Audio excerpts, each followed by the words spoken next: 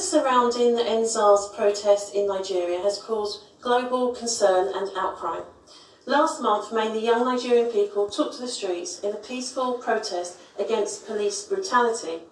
And on the 20th of October in Lagos and in other parts of the nation, the military are alleged to have attacked peaceful protesters with disproportionate force and have killed and injured civilians. The world watched the horrific videos. The world saw the awful pictures from the scene. The world heard the eyewitness accounts from survivors who managed to escape the horrors of that night.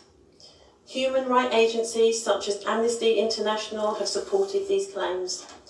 Despite the overwhelming evidence, Nigerian government and military initially denied that the military were at Lekki and labelled the events as fake news. Media companies received a memorandum from the Nigerian National Broadcasting Commission to silence them, not to embarrass individuals, organisations, government, cause disaffection or panic to the society at large, following reporting on the events of that dreadful night. Consequently, some media houses who did report on the events were fined. The bank accounts of some organisers involved in the protests have been frozen by the Central Nigerian Bank pending investigations. Some organisers involved in the protest have been arrested or harassed by the authorities. These actions equate to the preventing and indeed stopping free speech and the right to peaceful protest by the state, and this is unacceptable. Peaceful protests are vital to the functioning democracy and are a fundamental human right. These rights should be upheld and respected. Many of my constituents who have a Nigerian background are in great distress. Those that have relatives and friends in Nigeria are concerned about the safety of their loved ones and have contacted me about this situation. I indeed have close friends in Nigeria who are also deeply concerned and have contacted me about this. They all ask for one simple thing: that the UK government defends the right to peaceful protest and free speech, and ensures that those within the Nigerian government and army are held to account for the atrocities committed against peaceful protesters.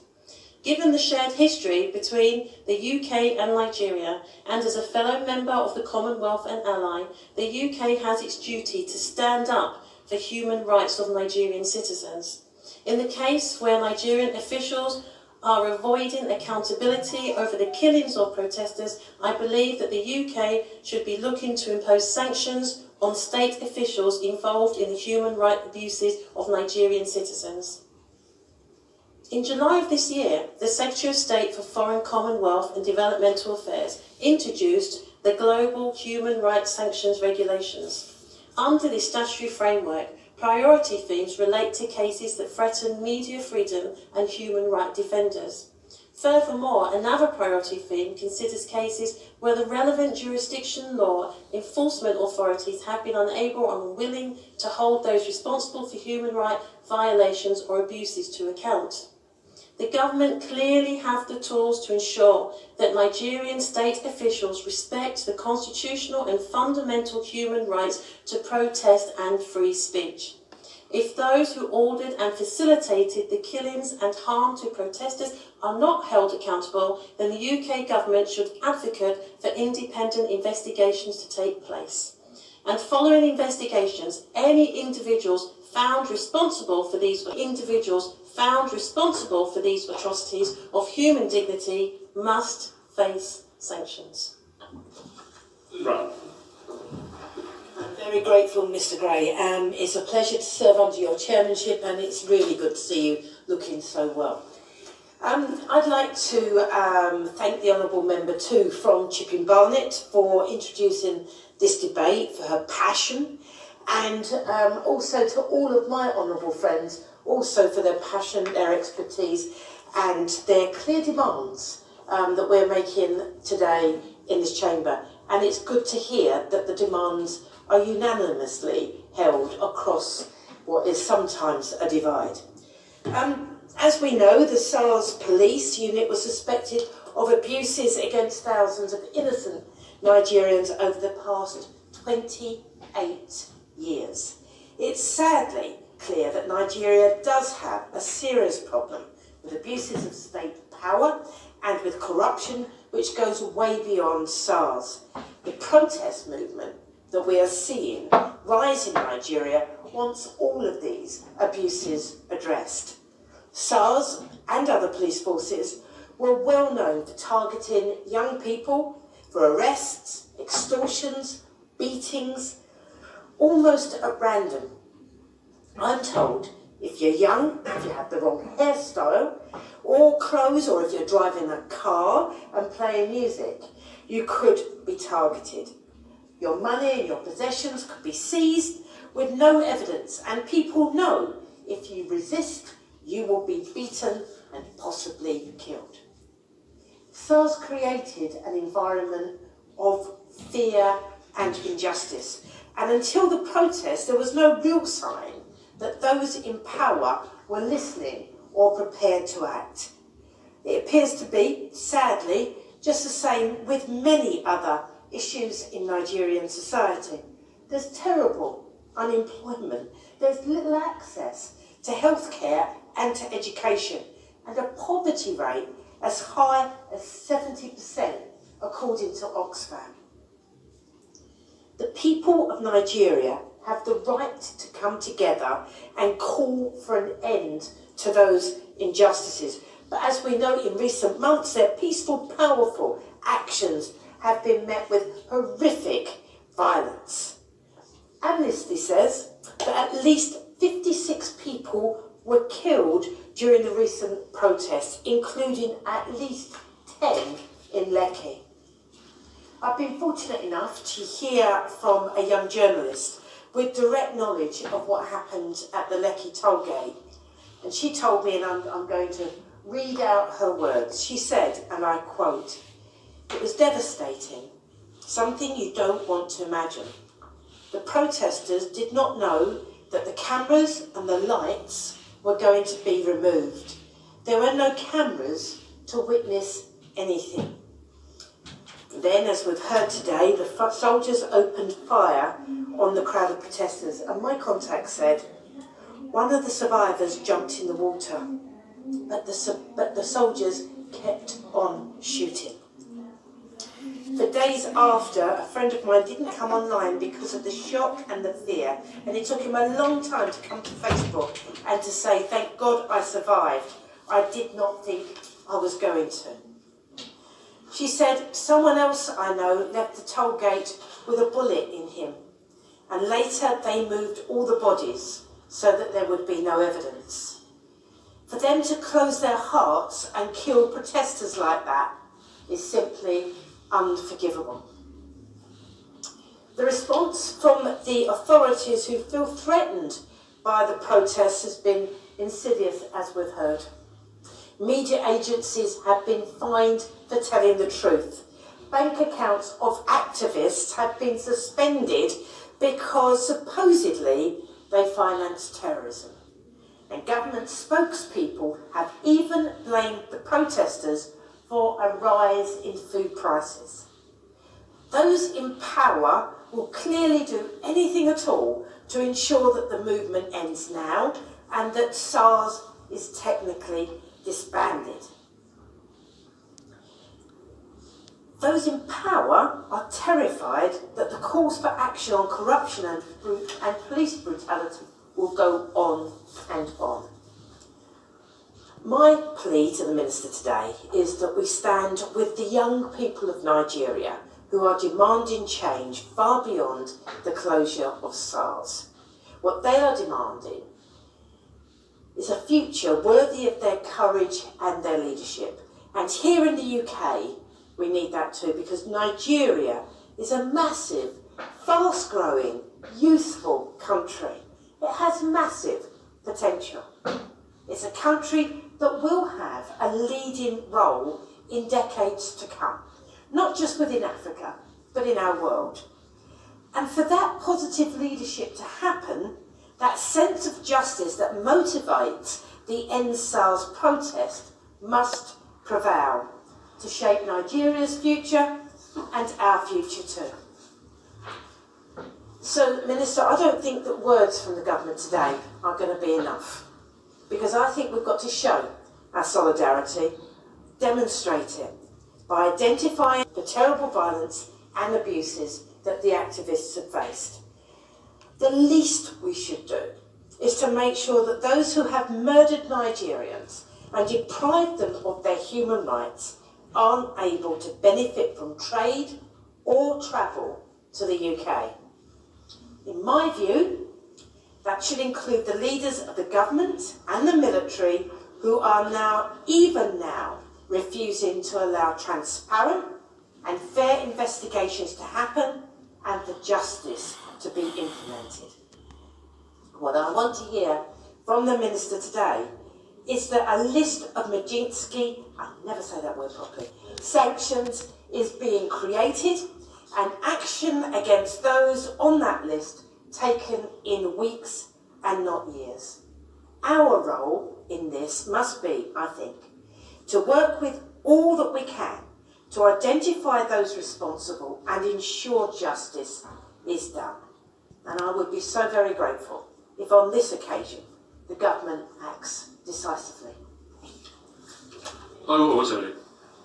Thank you, Mr. Gray, and it's a pleasure to serve under your chairmanship and to follow the honourable member for West Ham who spoke so passionately for justice for Nigerians. I would also like to thank the member for Chipping Barnett for securing this very important debate.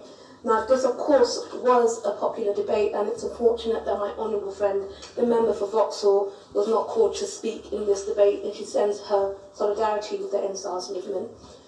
Now, I must begin by addressing the horrific violence we've seen inflicted upon young Nigerian civilians who are peacefully expressing their fundamental human rights against police brutality.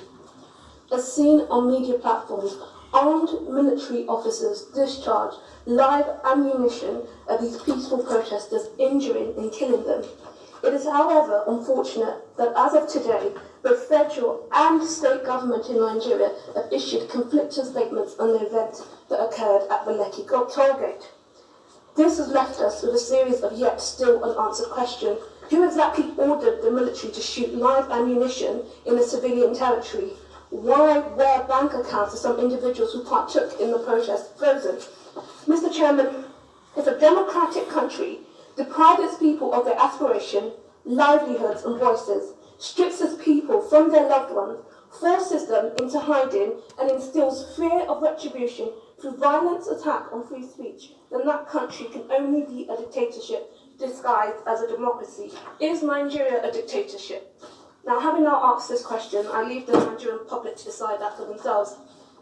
I must now address the question of sanctions, which is what we are here to discuss. If we can ensure that these sanctions will not negatively impact civilians, whether directly or indirectly, then I do support a travel ban and asset seizure sanctions on individual officials found responsible. Now, while discussing sanctions is crucial to determining how we as a nation will respond to the violence recently accumulating in the EndSARS movement, it can only be the tip of the iceberg. We must use our platforms to hold the Nigerian government accountable through more than just sanctions. We must do the right thing by the people in Nigeria protesting for their own human rights and ask the questions they've given us the platform to ask, which is, what role did the Nigerian government as a whole play in these attacks? Will there be an independent investigation into the over 100 cases of torture, rape, extrajudiciary execution throughout the EndSARS protests? The reason the world knows about the violent attacks on Nigerian protesters is because civilians on the Lekki tollgate massacre bravely risked their own lives to post these videos on social media.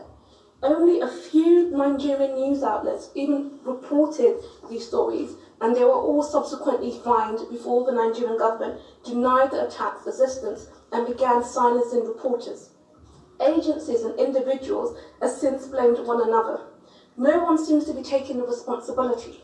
Nigerian civilians risked everything to give themselves a voice, and that they used to expose the atrocities inflicted upon them.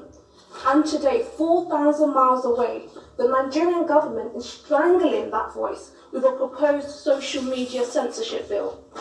We must demand transparency of what is happening to civilians and amplify that news using our platform. We must continue to seek clarity on what happened on October the 20th, when power was cut from the Lekki tollgate and SARS police forces began spraying protesters gathering there with bullets.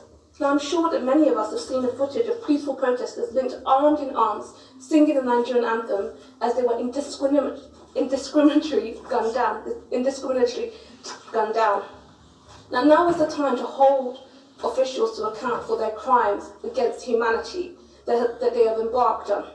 So I call for an impartial human investigation into these human rights violence and to begin a process to secure justice for victims and their family.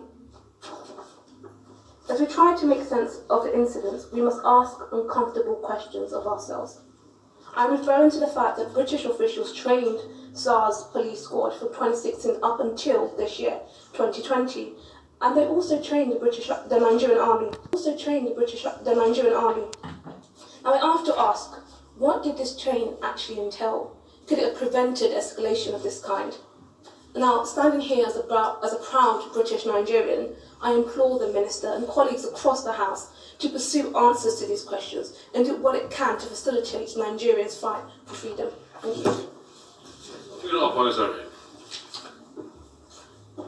Thank you, Mr. Gray, for chairing this debate, and it's an honour to follow my honourable friend for Coventry and North West. I'd also like to thank the Honourable Member for Chipping Barnett for putting forward this debate in response to the petition which calls for sanctions against the Nigerian government and officials. It's a very timely debate that needs to be had. The atrocities that we have seen in Nigeria in recent months are understandably very concerning for my constituents. I know many of my constituents who have friends and relatives in Nigeria and want to see our government help ensure their safety.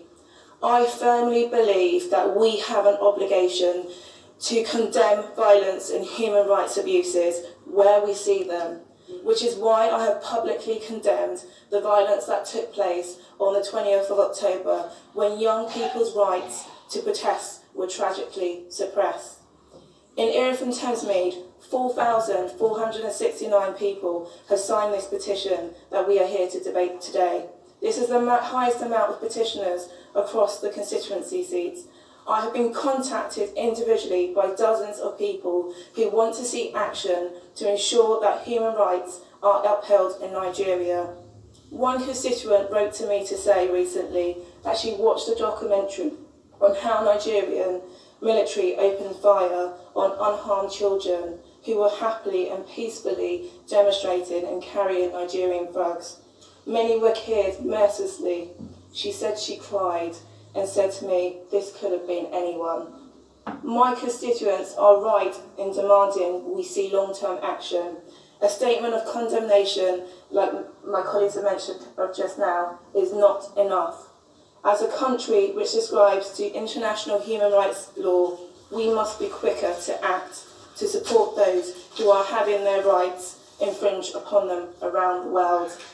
Accountability is the cornerstone of democracy, and I was pleased to see the Minister of Africa write to me to confirm that the UK government will continue to work with the Nigerian government and international and civil society partners in support of police reform.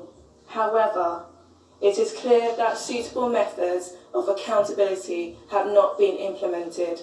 It was just yesterday that the Nigerian military admitted that soldiers fired live bullets at anti-SARS protesters on October the 20th. However, there is still no confirmation about the number of young protesters who have tragically lost their lives. According to Nigerian officials, 2 young people were killed in the shooting, but reports by Amnesty claim there are 10 lives that were lost. How can this be considered appropriate accountability if we cannot even reach a consensus on the amount of lives taken at Lekki Toll Plaza in Lagos in October? I do not believe placing economic countrywide sanctions in Nigeria will help address these ongoing issues of police and military violence. In the first instance, the UK government should be calling for an independent investigation into the allegations of misconduct by the Special Anti-Robbery Squad. Organisations like Amnesty International and Human Rights Watch, who have been following the abuses that have taken place in Nigeria for years, should be consulted in their evidence and collated alongside an independent investigation to form a judicial review. Furthermore, the investigation should look at wider issues of violence and human rights abuses by military and police across Nigeria. Mr. Gray, the UK government should regard the findings of an independent investigation with the utmost seriousness and take action to implement sanctions across individuals identified as being responsible to the atrocities that have taken place. They should also make appropriate adjustments to the overseas military security and justice assistance funding and training of any Nigerian military, security and policing organisations which may have committed violations in line with the government's own guidance to ensure OSJA funding meets our human rights obligations and our values. Mr. Gray, this issue does not begin and end at Lekki Toll Plaza on October the 20th. There have been reports of violence by Special Anti-Robbery Squad since 2017, and there continue to be serious consequences as a result of protests which took place earlier this year. Young people have reported intimidation by the Nigerian government following protests, and as mentioned by a number of my colleagues, there have been reports of bank accounts frozen, social media banned, and people being detained in prison for their involvement in speaking out against police violence. These actions are unacceptable in democracy and claims of accountability for its wrongdoings. No action can replace the lives that have already been lost, but that does not mean that we cannot take action. I hope at the end of this debate we will get a commitment from the Minister that the UK will follow up their actions to hold officials in Nigeria responsible. Mr. Gray, I finally want to take this opportunity to raise the case of Nigerian DJ and songwriter DJ Switch, who has had her life threatened for her role in speaking out against military and police violence. The prominence of young Nigerian females at the forefront of EndSARS Protest has highlighted the need for more action to taken to end violence against women and girls in Nigeria.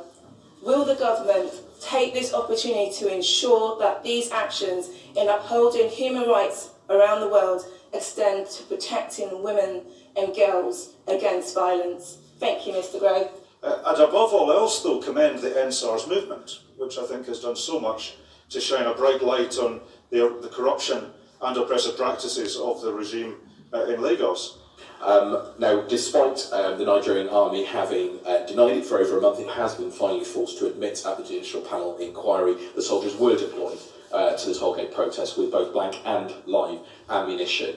And as many honourable members have pointed out, we still see some of those protesters still in detention today, and many others having financial restrictions and other actions taken against them. And I would be interested to know what assessment the Minister has made of the situation today with those who were involved in those protests. But of course, as many have explained today, this massacre and the other atrocities that we've seen are only part of the picture. They are part of a picture of brutality over a number of years, of extraordinary brutality and violations by the Special Anti-Robbery Squad, otherwise known as SARS. And the report from Amnesty International documented 82 cases of human rights violations between January 2017 and May 2020, and yet few of these cases have been investigated and hardly any officers have been brought to justice. Mr. Chair, the violent repression of protesters in Nigeria is unacceptable and has garnered rightly international condemnation. President-elect Biden has called on the Nigerian government to end the violent crackdown. The UN Secretary-General has said that Nigerians' right to protest peacefully needs to be guaranteed and that police brutality needs to stop.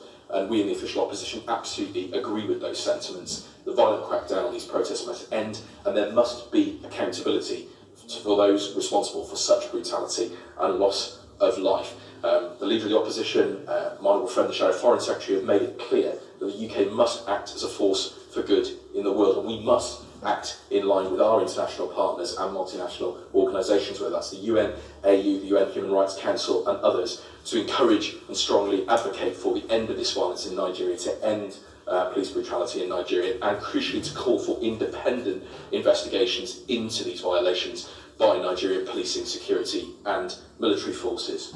Obviously, it would always be better if we had confidence in the systems of investigation within a country, within Nigeria, but the ongoing failures and the ongoing record of the government in dealing with SARS, I think, underpins why so many do not have faith in that process, and that's why independent investigations will be so crucial. Now, this petition specifically refers to sanctions, and Mr Gray, we in the official opposition welcomed the Foreign Secretary's establishment of a Magnitsky-style sanctions regime, which we have been calling for since 2018, to allow for targeted sanctions based on attacks on human rights and to enable us to target the wider network of perpetrators, including all of those who facilitate, incite, promote or support such crimes. And that of course extends beyond state officials to non-state actors as well. And the Foreign Secretary told us at the time in the House that these would be used to target, and I quote, those with blood on their hands. Well, it's clear, Mr Gray, that individuals do have blood on their hands in relation to the activities of SARS and these atrocities over the last few months. And given the allegations against members of SARS